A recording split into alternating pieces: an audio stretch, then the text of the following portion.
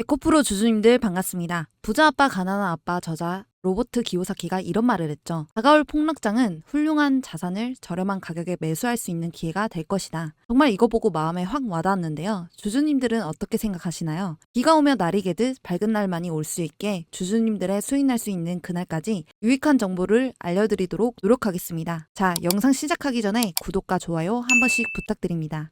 자, 전기차 시장에서 성장세가 주춤한 가운데 ESS 부분은 높은 성장세를 보여주면서 배터리 업계의 새로운 돌파구라고 하는데요.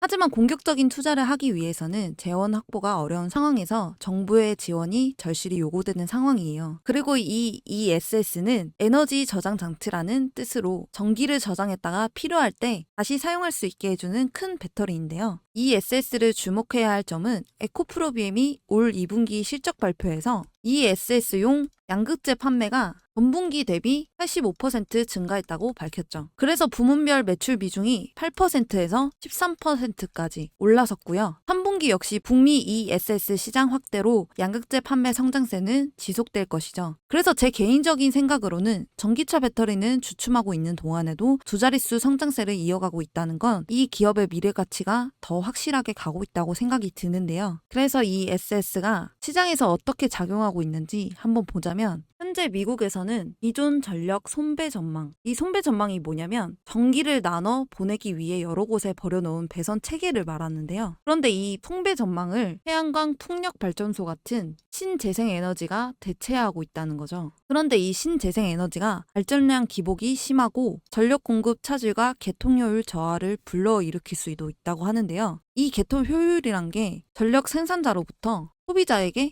전기를 공급하기 위해서 상호 간에 연결된 네트워크를 말하는데요. 그런데 이 효율이 떨어진다는 거죠. 그래서 이 전력 개통을 안정적으로 운영하기 위해서는 에너지를 장기적으로 저장할 수 있는 ESS가 필수이기 때문에 국민뿐만 아니라 글로벌 ESS 시장이 성장하고 있는 중인 거죠. 그래서 이 지금 에코프로 관계자는 이렇게 말을 해요. 위축된 전기차 상황에 대응하기 위해 ESS 어플리케이션 다변화를 추진 중이고 ESS를 주요 수요처로 낙점하고 사업을 진행하고 있다. 그리고 사업 불확실성을 줄이기 위해 ESS 등 다양한 사업 전략을 실행하고 있는 만큼 하반기에는 그 효과가 나타날 것으로 기대하고 있다. 그래서 지금 에코프로가 다양한 사업 전략을 하는 것 중에 하나가 이거죠.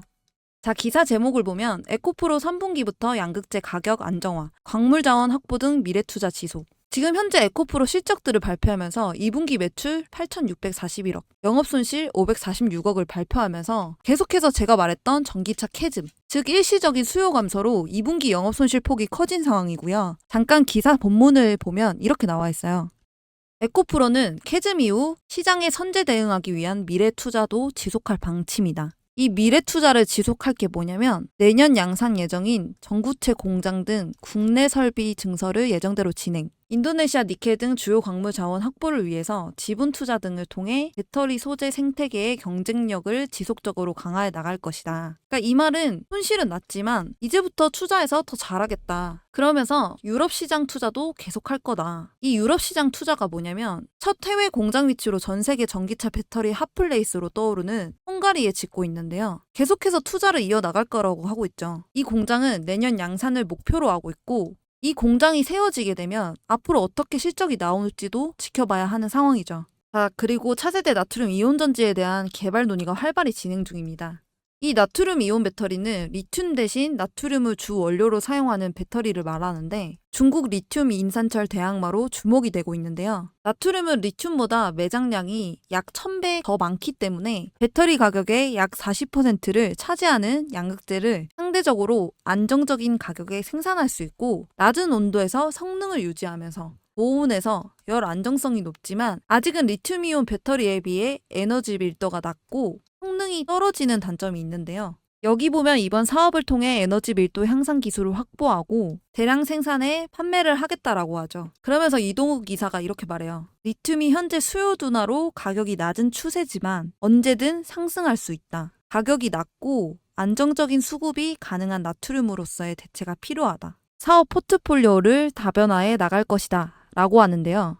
지금 수요 둔화로 실적이 적자지만 계속해서 개발을 앞서 나가고 있어요. 이 나트륨 이온 전지가 개발이 되잖아요. 그럼 어떻게 되냐면 지금 전기차 10대 중 7대가 이 테슬라 안에 들어간 게 중국에서 개발한 저가 리튬 인산철 배터리인데 한국 판매량이 역대 최대치를 찍고 있대요. 과거에 우리나라가 리튬 인산철 개발의 부실한 대응 때문에 중국의 주도권을 빼앗으면서 그래서 이와 같은 실패를 하지 않으려고 정부가 106억 중 52억 5천만 원을 지원한 거예요. 그렇기 때문에 지금 적자가 나도 미래 투자도 계속하고 그리고 개발도 하고 있다. 그래서 저는 이 실적 발표가 나면서 엄청난 걱정을 하진 않았어요. 그래서 주주님들도 걱정하지 않으셨으면 좋겠고요. 그리고 지금 미대선 이야기가 빠질 수가 없죠. 트럼프가 IRA, 인플레이션 감축법을 폐기할 거다. 이런 이야기도 나오고 있습니다. 기사 제목을 보면 트럼프 당선되면 IRA법 폐기? 노. 큰 흐름 바꾸지 못해. 이게 무슨 이야기인지 본문을 한번 살펴보면 이 미국 에너지 산업에 종사하고 있는 관계자가 이렇게 말을 했어요. 미 정부 규제의 결과물은 예산 편성에 있다고 볼 수가 있는데 현재 시행되고 있는 IRA법의 예산이 이미 로컬 정부나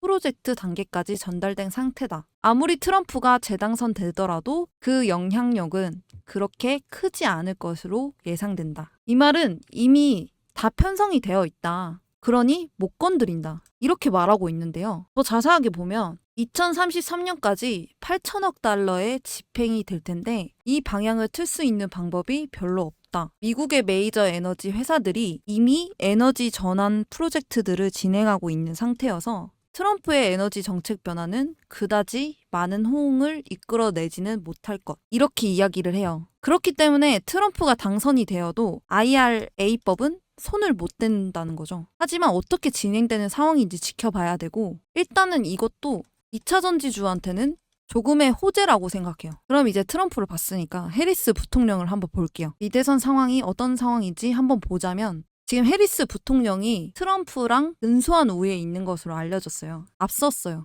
해리스가 만약 당선이 된다면 2차 전지 섹터들이 주가가 상승할 수 있는 가능성은 있지만 지금 현재 계속해서 왔다 갔다 하는 상황이고 미국 대선 이슈는 단기 주가 제로로 작용해요. 앞으로 정책에 대해서는 계속해서 살펴봐야 하기 때문에 이런 부분에 대해서는 제가 소통방에서 제대로 알려드릴게요. 지금 실적은 적자로 전환됐지만 계속해서 투자해서 나가는 기업이고 그렇기 때문에 지금 에코프로가 실적은 적자로 전환됐지만 계속해서 투자해서 나가는 기업이라고 생각해요. 그렇기 때문에 지금 당장 주가가 하락해도 잘 봐야 되는 기업입니다.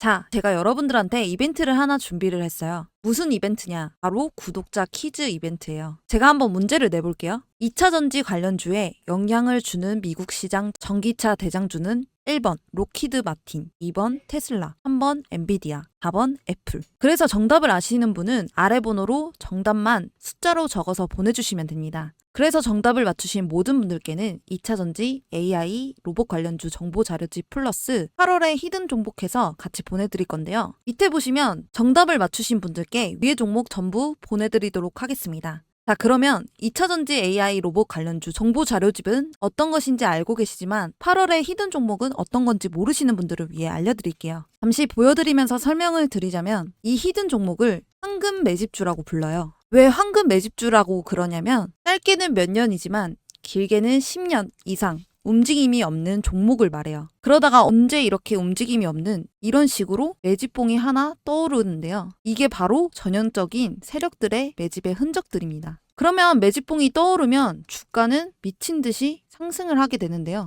바로 이런 게 히든 종목이에요. 아까 말씀드린 것처럼 황금 매집주. 그렇기 때문에 이 황금 매집주는 발굴하기도 너무 어렵고 찾아내기도 너무 까다로워서 주주님들이 잘 못 찾으실 거예요. 그래서 수익이 많이 나시는 분들 같은 경우는 차트도 볼 줄 알고 몇십 년 동안 경력을 가져 경험과 노하우를 바탕으로 차트 분석을 하시는 분들이라 수익이 나지만 그 이외 주린이 분들이시거나 주식을 처음 접하시는 분들, 주식할 시간이 없는 직장인 분들, 차트를 계속 앉아서 볼 수 없는 분들은 분석하기도 어렵고 공부를 해야 할 시간도 없어요. 이런 분들 같은 경우에 이런 히든 종목 받아가셔서 남부럽지 않게 수익 낼 거니까 너무 힘들어하지 마시고 저와 함께 주주님들의 원금 회복을 넘어서 최소 10배에서 많게는 30배까지도 엄청난 수익률 나올 수 있도록 제가 찾아서 알려드리고 도와드릴게요. 정말 이렇게 눈으로 보시고도 주주님들이 받아가시지 않을 수는 없겠죠. 그래서 제가 하는 구독자 이벤트 여기에 010-4189-8678 번호로 정답을 보내주셔서 맞추신 분들에게는 히든 종목과 정보 자료를 전부 다 드리고 있으니까 100% 무료로 얼른 받아가세요.